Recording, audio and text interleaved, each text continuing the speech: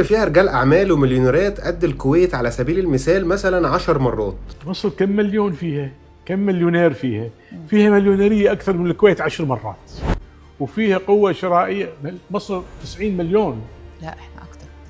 100 مليون. يعني الصورة النمطية اللي بتنقلها الأفلام والمسلسلات بإن المواطن المصري على طول كده كحيان ومقشفر ومش لاقي ياكل، ده في الحقيقة مش موجود. علشان كده كل الأحرار من شبابنا في الوطن العربي بقى ينادي بحاجة واحدة بس: كفاية خوف من المجتمع المصري. كفاية خوف من المجتمع المصري. حتى اخواتنا في السعودية بدأوا ان هم يوجهوا رسائل دلوقتي للمصريين علشان يأكدوا على حجم وقوة العلاقة المصرية السعودية، ان احنا ما ينفعش ننساق ورا اي فتن ولازم نعرف قيمتنا الحقيقية. اسمع اخونا السعودي بيقول ايه. عزيزي المصري العظيم، هل تعلم ان وعينا على الدنيا هذا واحنا نحب الشعب المصري، نحب هزاره، نحب كل شيء. حقيقي احنا واعيين على حبكم انتم كسعوديين بالنسبة لنا كمصريين احفاد الصحابة رضوان الله عليهم اجمعين. عزيزي المصري، تمسكك الان مع الشعب السعودي ترى يغضب الازرق، وانت عارف من هو الازرق. اهو راجل سعودي بيأكد على ان المستفيد الوحيد هم الجماعة اصحاب العلم الازرق، يعني مش موافقين ابو العفاريت على اللي هو بيقوله، ومفيش اي تأثير على المجتمع السعودي، والمجتمع السعودي واعي.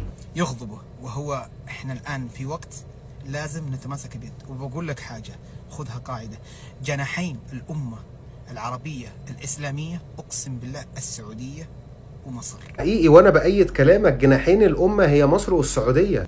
فتمسكنا مع بعض الآن وشد يدنا ببعض لنطير بعض. شوف وقوع أحد هذه الدول، أقسم بالله العظيم وقوع الأمة العربية الإسلامية.